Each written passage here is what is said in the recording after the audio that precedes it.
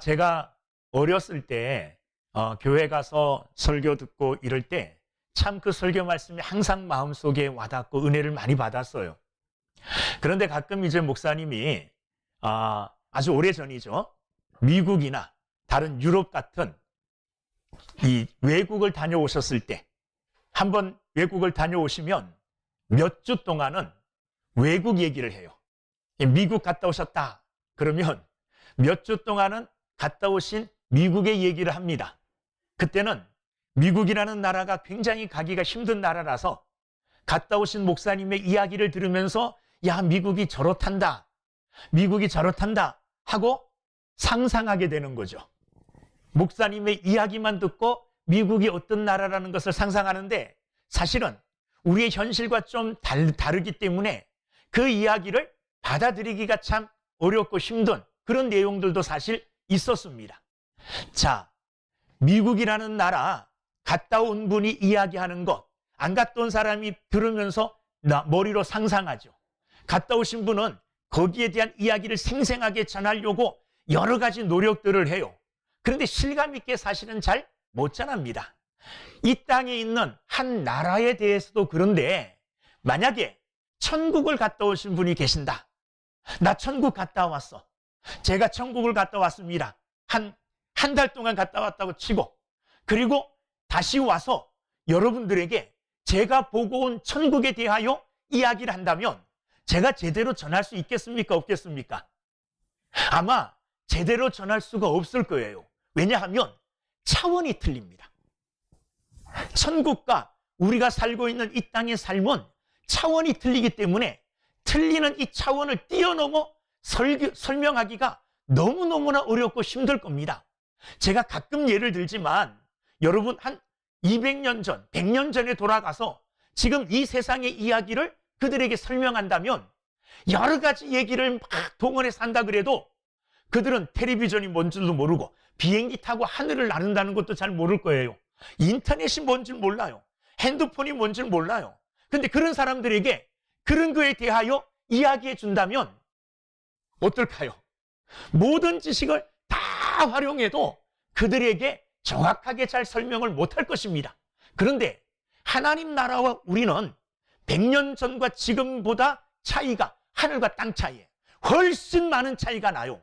그런데 그 하나님 나라에 대하여 이 땅에 있는 사람, 세상에 살고 있는 사람들에게 설명을 한다는 것은 굉장히 어렵고 힘든 일입니다. 하나님 나라에 대하여 완전하게 알고 계시는 분이 누구냐 하면 예수님이세요.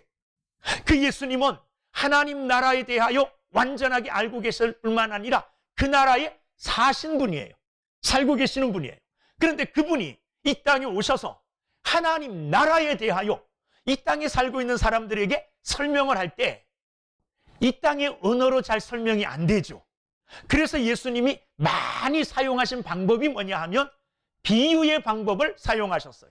우리가 잘 알고 있는 내용을 알지 못하는 내용과 이렇게 비교하면서 이런 것처럼 네가 알고 있는 것이 이런 것처럼 하나님 나라도 그렇다 하고 설명을 할 때 비유를 많이 사용하셨다는 겁니다.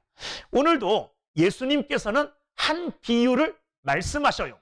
그러면서 33절 다른 한 비유를 들으라 이렇게 말씀하셔요.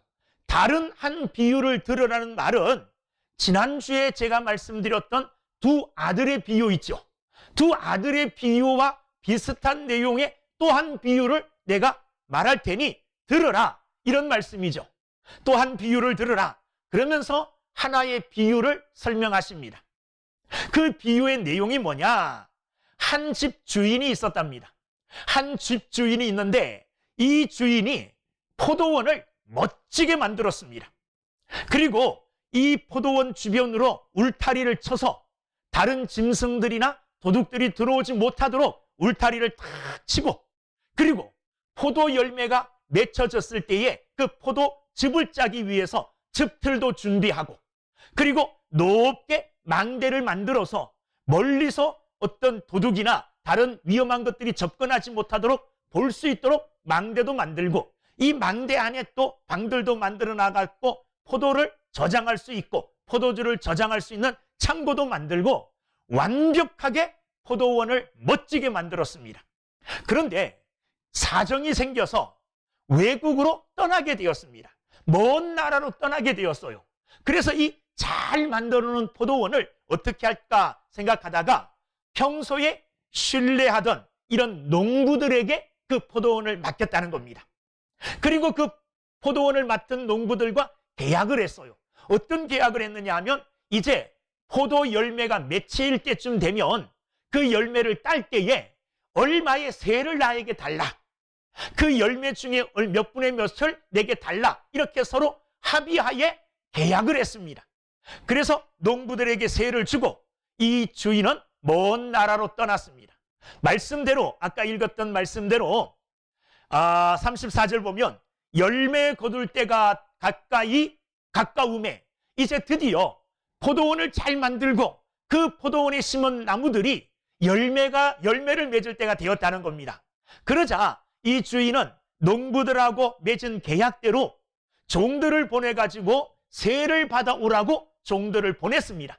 자, 종들은 주인의 명령을 받고 농부들에게 와서 우리 주인과 이러이러한 약속을 했으니 거기에 합당한 세를 내게 달라.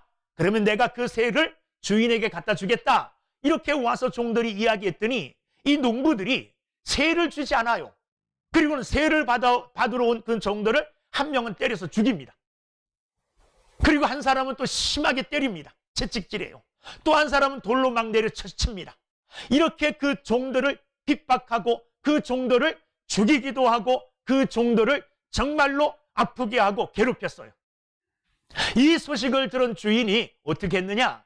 이번에는 더 많은 종들을 보냈습니다. 더 많은 종들을 보내면서 지난번엔 적게 보내서 그런가? 그러면서 더 많은 종들을 보냈습니다. 그러자 그 많은 종들에게도 이 농부들은 똑같이 행했습니다. 죽이기도 하고 때리기도 하고 그리고 돌로 치기도 하고 똑같이 행하였습니다. 자, 이 소식을 들은 주인은 마지막으로 안 되겠다. 종들을 보냈기 때문에 그러니 내가 내 아들을 보내야 되겠다.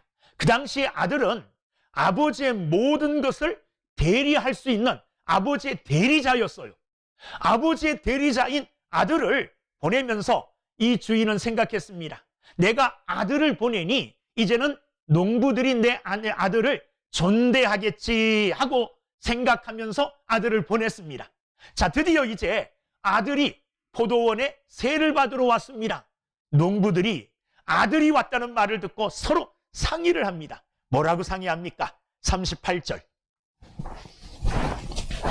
농부들이 그 아들을 보고 서로 말하되, 서로 상의를 하는 거죠. 이는 상속자니. 무엇의 상속자요? 포도원의 상속자라는 거예요. 자, 죽이고 그의 유산을 차지하자. 상속자인 아들을 죽이면 이 포도원을 우리가 차지할 수 있을 것이라는 이런 생각을 가지고 아들을 죽이기로 작정을 합니다. 그리고 어떻게 했느냐? 39절 이에 그렇게 모의하고 작정한 후에 그 아들을 잡아서 포도원 밖에 내쫓아, 포도원 안에서 죽인 것도 아니에요. 포도원 밖으로 내쫓아 포도원 밖에서 뭐 했느냐? 죽였다는 겁니다. 예수님께서 이 비유의 이야기를 했어요. 그런데 이 비유의 내용은 그 당시에 이스라엘 사회에 흔히 있는 이야기예요. 포도원을 세를 주는 이런 일들, 그리고 세를 주고 멀리 주인이 떠나는 이런 일들은 주변에서 볼 수 있는 일이요. 그러니까 사람들이 다 아는 얘기죠. 예수님이 이 이야기를 한 후에 그리고 묻습니다. 40절. 이제 하나의 비유를 들었고 그 비유를 들은 사람들에게 그 비유에 대하여 묻습니다. 뭐라고 묻느냐? 그러면 포도원 주인이 올 때에 그 농부들을 어떻게 하겠느냐? 예수님이 물으신 거예요. 비유를 이야기하고, 이 비유는 실제적으로 있었던 일은 아니죠. 예수님의 비유의 말씀이에요. 그리고 비유의 말씀을 들은 사람들에게 이제 예수님이 직접 묻습니다. 포도원 주인이 올 때에 그 농부들을 어떻게 하겠느냐? 이렇게 듣는 사람들에게 물었더니 그 사람들이 뭐라고 대답하느냐? 41절. 그들이 말하되 그 악한 자들을 진멸하고 포도원은 제때에 열매를 바칠 만한 다른 농부들에게 새로 줄지니이다. 이렇게 모인 사람들이 한결같이 말했어요. 이 말은 보통 그렇게 할 수 있다는 거죠. 그리고 일반적으로 그 주인이 마땅히 그렇게 해야 된다는 거예요. 두 가지 말하는 겁니다. 하나는 그 악한 자들, 누가 악한 자입니까? 그 포도원을 맡은 농부들, 그 포도원을 맡아 처음에는 감사하고 처음에는 기뻐하면서 열심히 포도 농사를 짓다가 세를 바칠 때쯤 되어서 세를 줄 생각은 안 하고 포도원을 차지하려고 하는 욕심에 사로잡힌 이 악한 농부들, 이들을 어떻게 해야 된다고요? 진멸하고, 진멸한다는 것은 다 죽인다는 말이에요. 다 멸절시킨다, 멸망시킨다는 말 아니겠습니까? 진멸하고, 그리고는 그 포도원을 되찾아서 이 포도원을 누구에게 맡기느냐?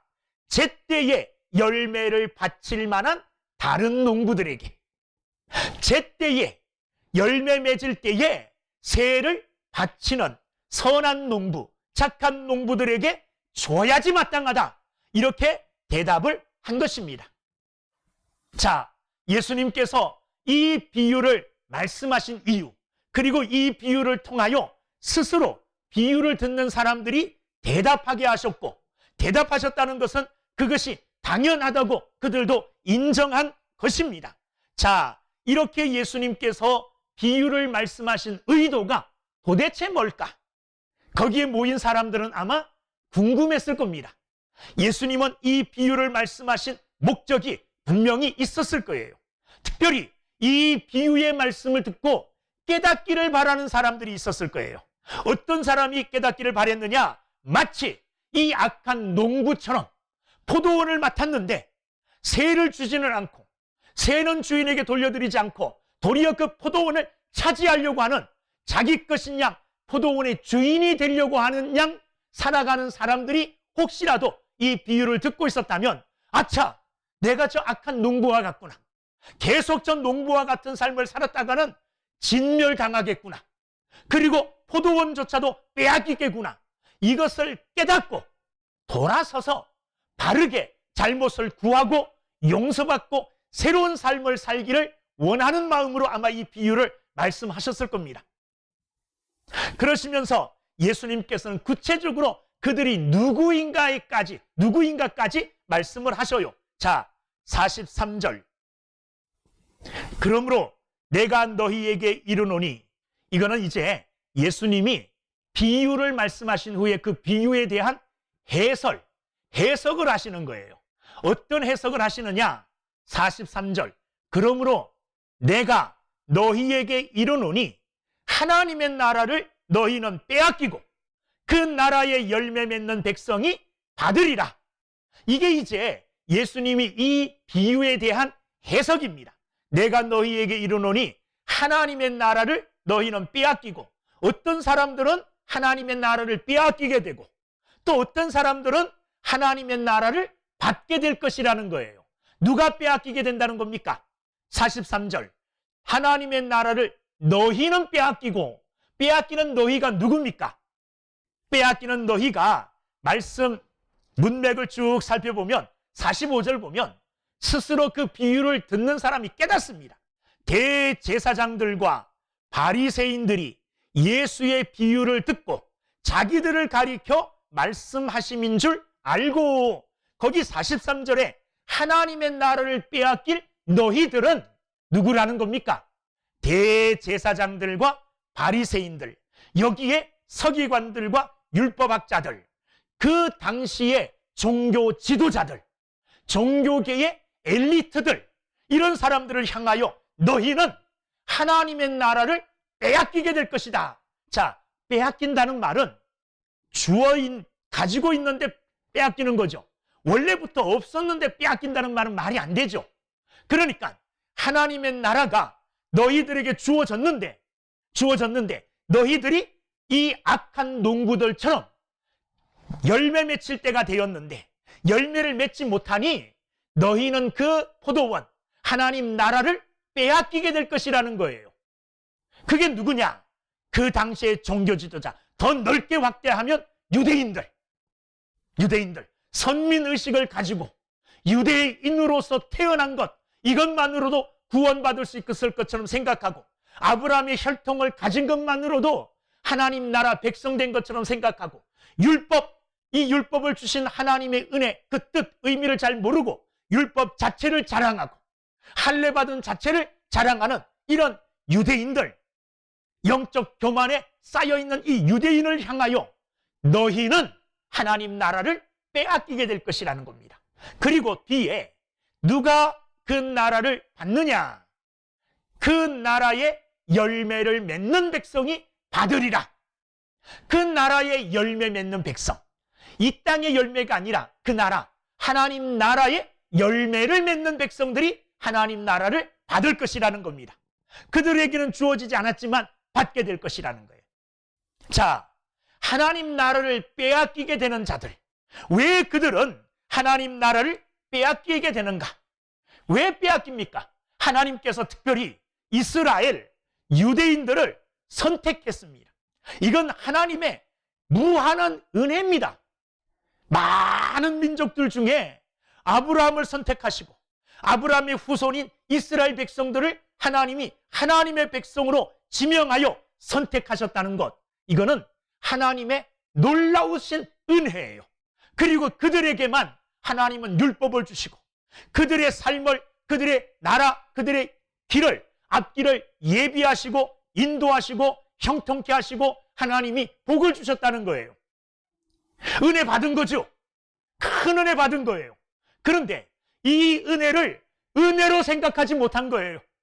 내가 받은 것이 얼마나 귀한 줄 모르는 거예요. 은혜 받았음에 합당하게 살아야 되는데, 이 놀라운 이방 민족들과 다르게 하나님께서 그들에게 놀라운 특별한 은혜를 주셨건만 그들은 그 은혜를 감사하지 못하고 그 은혜를 은혜로 받아들여 그 은혜의 삶을 살지 못했기 때문에 도리어 그들은 빼앗기게 된 것입니다. 사랑하는 여러분들, 이것은 오늘날 이스라엘 백성들에게만 해당되는 말씀은 결코 아닙니다. 오늘 우리에게도 해당되어지는 말씀입니다.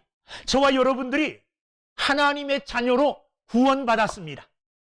이는 놀라운 은혜입니다. 천에 하나 만에 하나 많은 사람들 중에 너 지명해서 불러서 하나님의 백성으로, 하나님의 자녀로 우리를 선택하시고 삼아주셨어요. 은혜지요, 은혜. 그러면 이 은혜를 우리가 뭐 해야 됩니까? 감사하고 이 은혜 받았음을 정말로 하나님께 인정하며 은혜 받은 자의 합당한 삶을 살아야 되는데, 당연하다는지 내가 이렇게 하니까 준 거지 뭐 하면서 그 은혜에 감격하지 못하고 그 은혜 속에 감사함을 모르고 살아가다 보면 이스라엘 백성들처럼, 이 대제사장들과 백성의 장로들처럼 나중에는 뭐가 되어지느냐? 내가 하나님의 은혜로 구원받은 하나님의 백성, 성도가 아니라 나도 모르게 영적 교만함 속에서 하나님의 자리에 올라가 있고 하나님처럼, 아니 하나님과 그냥 맞서려고 하는 이런 자리에서 영적 교만함으로 우리가 행동할 때, 영적 교만함 속에 살아갈 때 내가 최고이냐? 특별히 이런 함정에 제일 많이 빠질 수 있는 사람들이 목사님들이죠. 목사님이 하나님은 아니에요. 그냥 그 자리에서 그 직무를 감당하라고, 목사의 사역을 감당하라고 하나님께서 앉혀주셨을 뿐이지 그가 하나님의 대리자도 아니고 하나님 자체도 아니에요. 그런데도 하나님과 같은 권위를 만약에 행사한다면 그들은 하나님의 나라를 빼앗긴 이 대제사장들과 백성의 장로들과 다를 바가 없게 되어진다는 겁니다.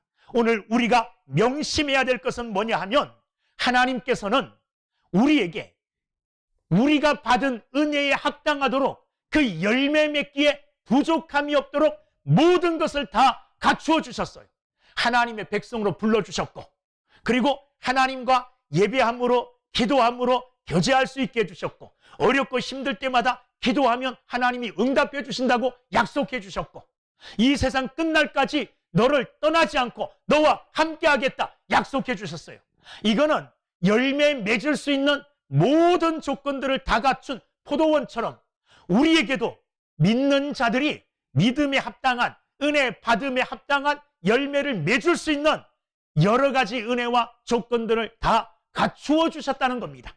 그럼에도 불구하고 열매를 맺지 아니하고, 그럼에도 불구하고 하나님께 세를 드리지 않는, 은혜에 합당한 열매로 하나님께 보여드리지 못하는 이런 사람들을 오늘 성경은 악한 농부와 같다 그랬고, 그들에게 주어졌던 하나님의 나라, 그들에게 주어졌던 특권들 다 빼앗아 가겠다고 하나님은 말씀하고 계시는 겁니다. 여러분, 그들이 하나님 나라를 빼앗기는 이유는 선택받았음에도, 은혜 받았음에도, 놀라운 하나님의 축복과 환경 속에 살면서도 그 은혜를 몰랐다는 겁니다. 그 은혜를 은혜답게 사용하지 못했다는 겁니다. 그래서 빼앗기게 되는 거예요. 두 번째는 자기 분수와 본분을 몰랐어요. 자기 분수와 본분. 자기가 포도원의 주인은 아닙니다. 포도원의 주인은 따로 계셔요. 곧 하나님이 포도원의 주인입니다. 하나님이 만물의 주인이시고 하나님 나라의 주인이시고 교회의 주인이십니다.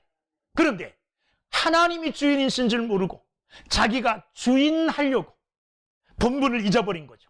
그들이 해야 될 본분은 뭐냐 하면 열매를 거두는 것, 포도원을 잘 가꾸어서 이 포도원을 맡긴 주인에게 이 포도 열매를 갖다 주는 것, 드리는 것, 이게 자기들이 할 일이에요. 그게 본분이에요. 근데 그 본분을 잊어버리고 주인의 권위에 도전한 겁니다. 주인의 권위에 도전하여 포도원의 주인이 되려고 하는, 하나님의 것에 주인이 되려고 하는 이런 악한 마음을 품었기 때문에 열매에 관심이 있기보다는 이 포도원에 관심이 있었어요. 그렇기 때문에 그들은 그 포도원을 빼앗기게 되고 진멸당할 수밖에 없었던 것입니다. 하나님의 나라를 빼앗기게 되는 거죠. 여러분, 우리는 하나님 나라의 백성입니다. 하나님 나라의 주인은 하나님이십니다. 우리가 주인 노릇하려고 하면 안 됩니다. 우리는 종이요, 농부요, 일꾼입니다. 그래서 하나님 나라에 합당한 일꾼으로, 하나님 나라에 합당한 종으로서 주어진 일들을 감당할 때 우리는 주인이신 분에게 칭찬 듣고 우리가 해야 될 마땅한 일을 행하게 되는 것이라는 겁니다. 내가 해야 될 일 외에 주인의 것을 월권하고 주인의 것을 탐내는 이런 어리석은 욕심, 어리석은 욕심, 이런 더럽고 추악한 욕심이죠. 주인의 것을 탐내는 탐욕, 이것 때문에 그들은 하나님의 나라를 빼앗긴 것입니다. 우리는 하나님의 나라, 하나님의 주인 되심을 늘 기억해야 됩니다. 잊지 말아야 됩니다. 그리고 주인이 내게 원하는 것, 내 본분, 내가 해야 될 일이 무엇인지 분명하게 잘 구별할 줄 아는 지혜로운 성도들이 다 되시기를 주의 이름으로 축원합니다.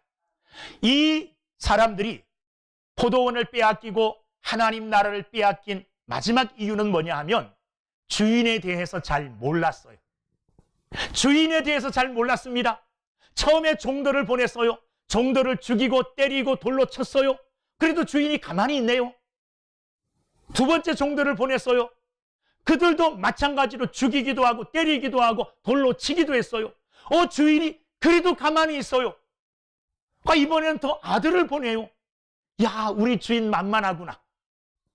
우리 주인의 그 넓은 사랑과 인내와 오래 참으심, 그것을 잘 몰랐어요.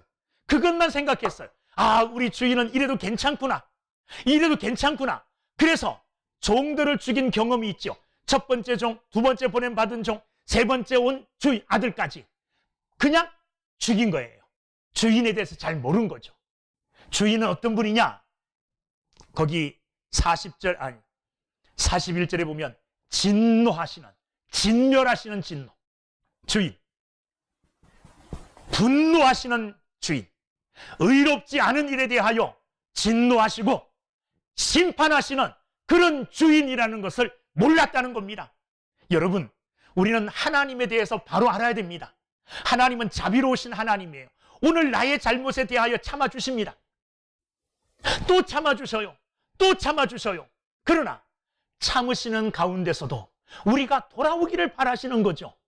끝까지 돌아오지 아니하고 끝까지 이 사람들처럼 주인의 마음을 아프게 하고 주인이 어떤 분인지 잘 몰라 끝까지 배신할 때에는 마지막에 준엄한 심판이 있다는 것, 준엄한 하나님의 진노가 있다는 것, 주인의 진노가 있다는 것을 우리는 바로 알아야 됩니다. 오늘 내게 아무 일이 없다고 해서 오늘 내가 잘못 행한 것을 하나님이 그냥 용납해 주시는 게 아니에요. 오늘 내가 하나님 앞에 바르게 살지 못했는데 내게 나쁜 일이 생기지 않고 어떤 진노, 심판이 임하지 않았어요.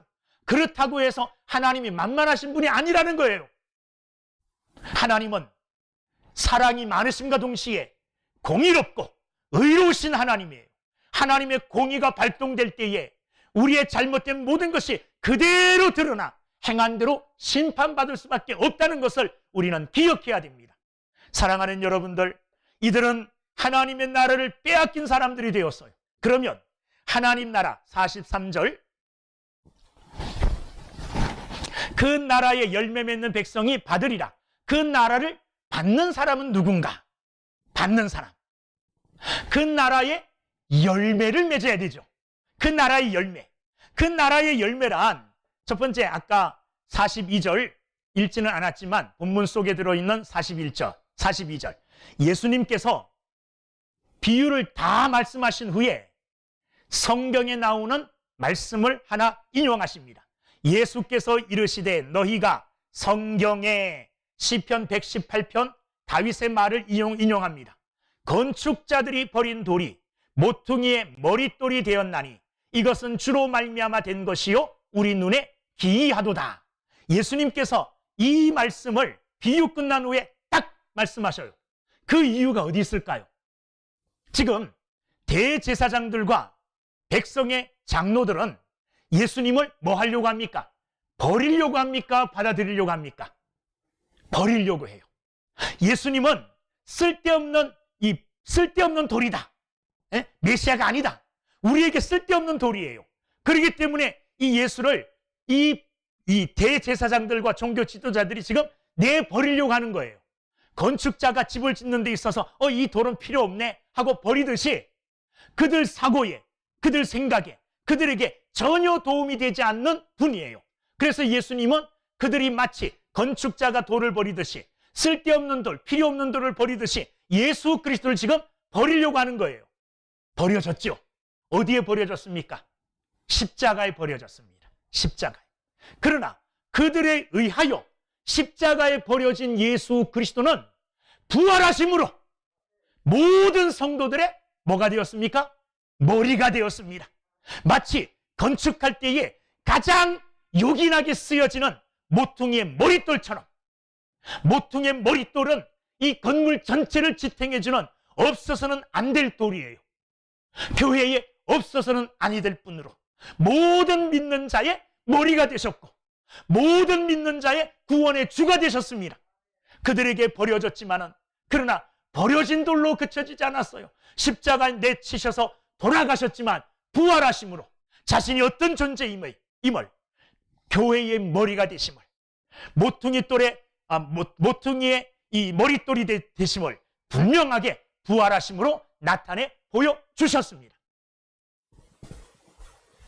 이 말은 무슨 말이냐 하면 대제사장들과 예수님을 버린 백성의 장로들은 예수님을 메시아로, 구주로 받아들일 생각을 안 하는 거예요. 오히려 예수님을 내쳤어요. 그러나 이 예수 그리스도를 모퉁이의 머릿돌로 여기고 부활하신 예수 그리스도 메시아 구원의 주로 여기고 받아들이는 자에게는 하나님 나라를 하나님이 주시겠다는 거예요.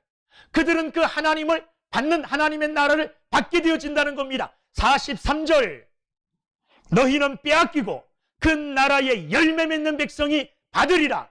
첫 번째 열매가 믿음의 열매예요. 그 믿음의 열매는 예수 그리스도를 구주로 영접하는 겁니다. 하나님이 보내신 메시아로 인정하고 메시아로 받아들이는 거예요. 주님이 나의 하나님이십니다 하고 고백하는 자들에게 하나님의 나라가 주어진다는 겁니다.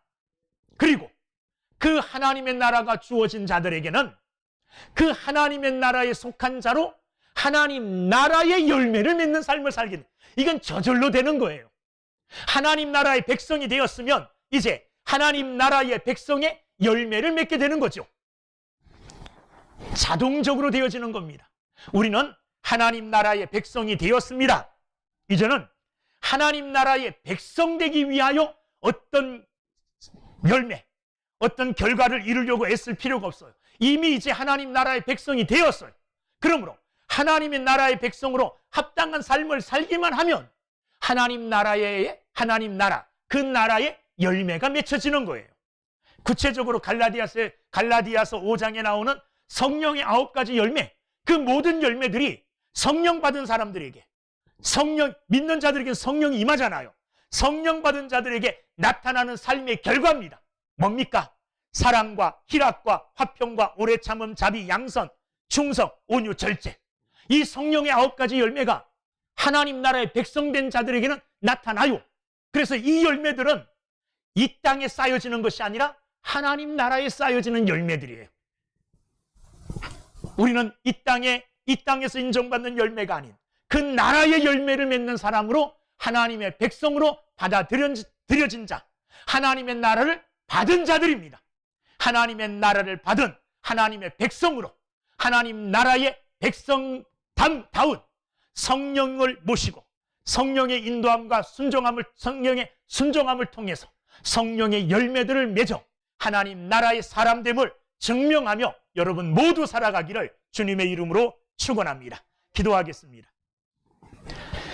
은혜로우신 아버지 하나님, 감사합니다. 하나님의 나라를